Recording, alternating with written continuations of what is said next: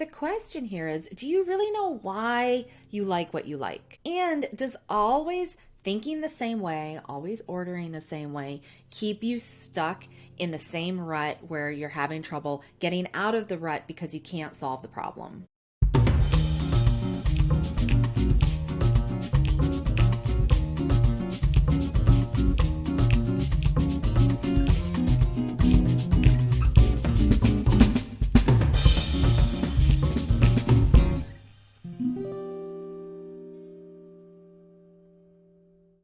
Today, we're going to talk about the power of analogous thinking.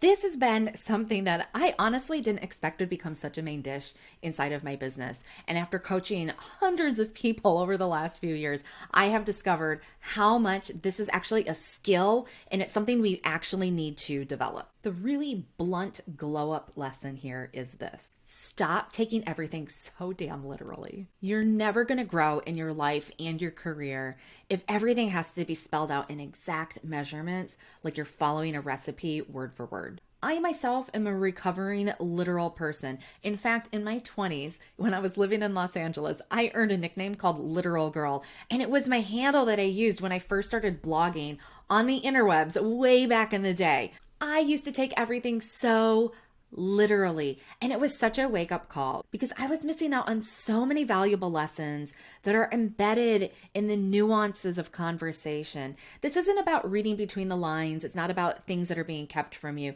It's literally about the nuance of the way we communicate in our world every day. What I've discovered over time, breaking out of my own literal mode, that being so literal about everything can really hold you back in all areas of your life, but especially in your personal growth as a CEO, not to mention the development of your business itself. What I've noticed with entrepreneurs, especially over the last couple of years, when you're super literal, you think that then you can know exactly what to expect. But that's actually not the case. What I suspect is that for a lot of entrepreneurs, it's a little bit of a protective mechanism to be so literal. The truth is you can't make very creative decisions about anything in your business operations when everything has to fit into these nice, tidy little boxes. And it's true, we're all creatures of habit. We tend to like what we like. It's kind of like ordering the same thing that you love at your favorite restaurant every single time that you go. But the question here is, do you really know why you like what you like? And does always thinking the same way, always ordering the same way, keep you stuck in the same rut where you're having trouble getting out of the rut because you can't solve the problem? And lately, so many people have been coming to me, and a lot of people are looking for a deeper connection to understanding their purpose and understanding their big why. Okay, so this is where analogous thinking comes into play, because you are totally entitled to like what you like. But fully understanding the larger picture around it strengthens your big why. So when we say think outside the box, this is actually a developed skill. It's something that you have to consciously develop and you have to continue working on developing. When you hear about entrepreneurs and they get lauded for thinking outside the box and creating that new thing, it can make you feel like maybe you've missed something along the way. Like, was there some magic lesson in one of your business trainings and they just didn't teach you how to think outside the box? So I'm going to break down to you a method of thinking outside the box that I find in my world works exceptionally well. And it's something you're going to be hearing about a lot more from me throughout the year. So if you really like this, you can stay tuned. Before we get into breaking this down piece by piece, because yes, in order to learn this, we are going to get very literal. I'm going to invite you to hit the subscribe button and make sure you click the little bell for the notifications when I put videos out. I would love it if you would click the thumbs up like on this video. It really helps me keep content going on this channel for you, and it helps give me the support I need to keep growing this channel. So thank you so much for doing that. So let's talk about this shift in the things that I'm teaching here at Sensible Woo this year,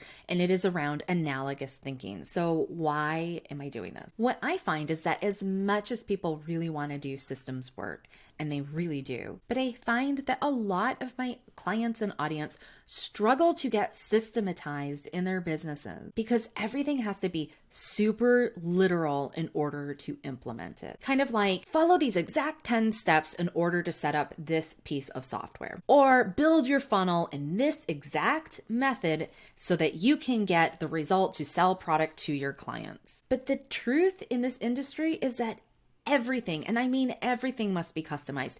Yes, there are some things that are standardized, but that is really basic stuff that anybody honestly can do. It's the integration of the system into your business, into your brand, into your offers. That is what people are seeking when they come to a systems coach like me. And that is not something that can be given to you like a 1, 2, 3 recipe. If you buy templates from people or you buy done from you services from people, sometimes it can work for a period of time, but usually it runs out very quickly. And then people find themselves dissatisfied with their systems and operations yet again, and it gets very frustrating. And it's because everything really has to be customized. The best way to figure out how to customize things is to engage in analogous thinking. Analogous thinking allows you to build a business with better longevity and honestly a lot more sustainability, because instead of chasing simple quick fixes, little band-aid solutions, you're going to end up solving for a root issue, and you're going to build something that actually has legs. As a librarian in my career, I have found that I've actually been using analogous thinking for a long time. You'll find this in simple things like reader recommendations. If you enjoyed reading books by this author, you're probably going to enjoy reading books by that author. And here are the reasons why. And some of the things are very obvious, like you like mystery novels over here, you'll probably enjoy a mystery novel over there.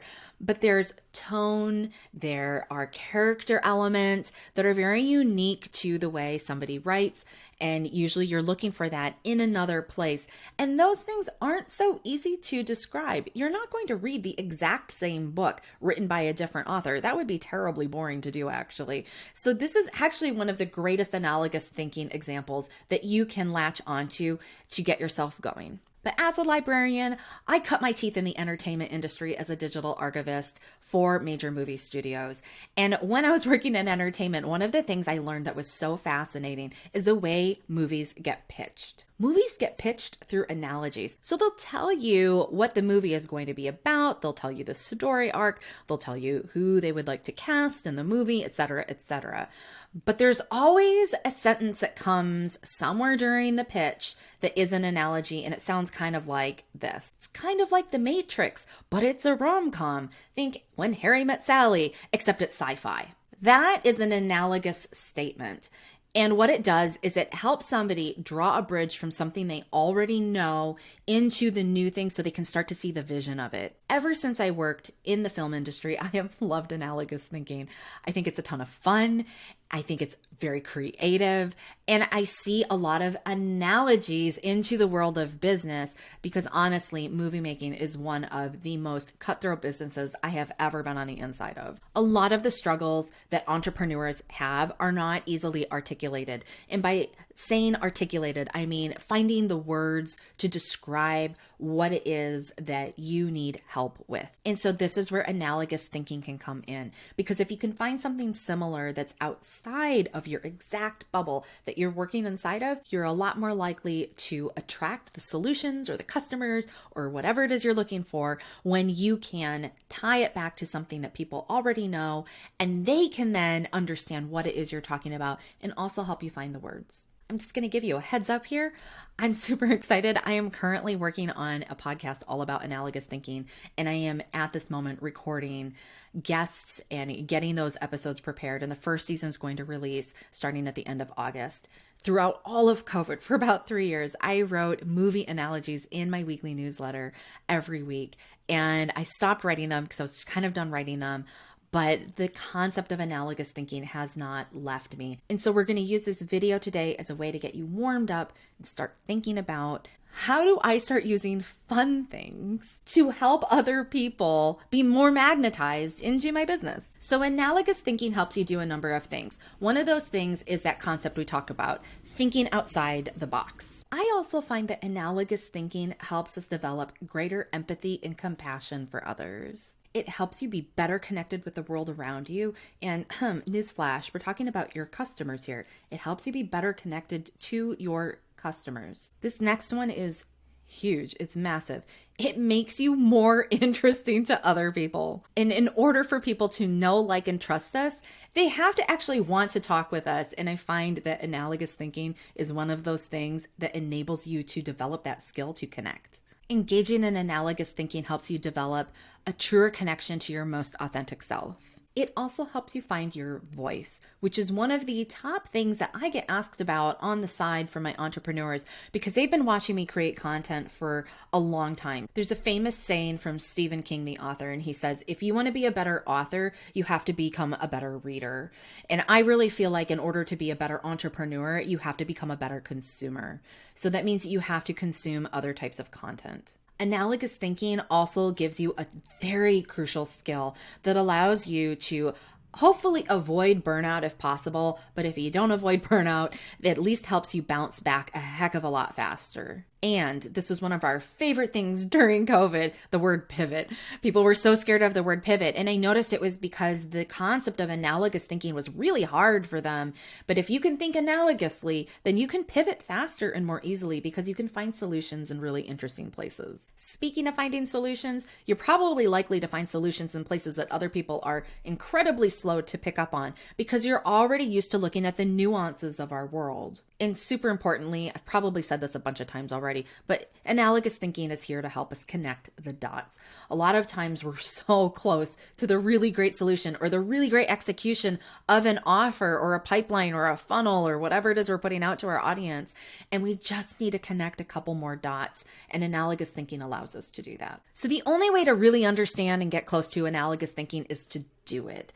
As with all things in life, you just gotta do it. So I'm going to give you some homework this week so you can try this out with me too. Consider this a challenge if you're motivated by challenges, or consider it an invitation if you need a warm, comfortable space to come into and give this a try. I want you to think about what is your favorite movie or TV show that you would watch again, or maybe you already have watched it a whole bunch of times, but you really loved it that you would go back to it again. Now, if what I said just triggered something for you and you're like, I don't have anything, now you have some pre-homework to do, which is you need to find something that lights you up. The number one rule here is the analogous thinking cannot come from another business thing. So no more business YouTube channels, no more business books. We're looking for something that comes from a piece of fiction because stories reflect things to us in our human experience that allow us to connect with that part of ourselves that is also in the part that everyone else also experiences. Now, in our current age of media, we have a lot of options for this actually. So you might find that there are, say, like a YouTube original series that you really enjoy. I'm even seeing really cool serialized content over on TikTok and on Instagram. But again, the rule that you cannot break is this: it cannot be a business thing. For those of us who did have office jobs, or maybe you're still going to an office job and you're working on your business as a side hustle, there's this concept called water cooler chat. And when people gather around the water cooler or in the kitchen to chat with each other and get to know each other as coworkers, the people who connect most deeply are not talking about another spreadsheet or another business thing. They're talking about what happened on that show last night, or what happened on that sports game, or something that has to do with living a real human life out in the world. So think about what would be the equivalent that you would talk about with your biz besties in your office with water cooler chat. You might even belong to an online group. I see this all the time and I love it when online groups put a channel of discussion for things like water cooler chat because it gives people a chance to blow off some steam and to really get to know each other. So once you have your favorite movie or your series, I want you to take a moment and really think, why do you love this particular piece of work? What are the themes that bring you back to this again and again? Maybe it's a theme like an underdog story where somebody's gone through a lot of difficult times and they rise through the difficulty to achieve some kind of success. Or it could even be something that has less to do with the storyline and more to do with the production. Like it could be something that's very aesthetically pleasing, like you love the set and costume design, or you love the sound design and the music soundtrack. Whatever these things are for you, they belong to you and they're very special for you because they're reflections of your biggest values. They are the reflection that show you your big why. So if you felt disconnected from your why, if you felt disconnected from your purpose in your business journey, being able to see that reflection from a piece of fiction can be so invaluable. I always like to remind folks to catch yourself. Sometimes when I say, what's your favorite movie or TV show? And you go back to the usual answer you've given for years and years, but it turns out you're not very connected to it anymore. That's a really great sign actually that your values have changed, and you can examine that as well. How have your values changed? How does that piece reflect back to you the ways in which you have grown? But you still have the homework where you need to find something that is current, that is reflecting the world back to you. Have fun with this. Give yourself a break, literally a break. Go watch a movie, go watch some TV shows that people have been talking about. Go give them a try. You can start things. You don't have to finish them if you don't like them. And for all of my book nerds around here, I totally know because I am a huge reader too. If there are books that have really spoken to you over the years, and I'm talking fiction books, remember the rule, not a business book, but a work of fiction, whether it's a novel or a play, what do they tell you about the major themes that you aspire to, or that are some of your biggest strengths that you bring to the table? Maybe there's some kind of a hidden talent that you're not bringing into your business right now. And by recognizing that you see that quality reflected back to you from a movie or a TV show or another work of fiction, and it's showing you that you need to bring that more to your audience, it could totally be the key to how people become more magnetized to you through your social media posts, through your newsletters, or even through sales conversations and the way that you can connect with somebody on a very human to human level so that they know they really can know, like, and trust you, that you're not some dry robot, that you really are here on planet Earth with them, and that they can count on you so that they're going to get the return on investment that they really need from the service or the product that you're offering. I will see you all next week back here again. We're going to keep diving into analogous thinking throughout the year. I can't wait for you to get the podcast content as it comes out.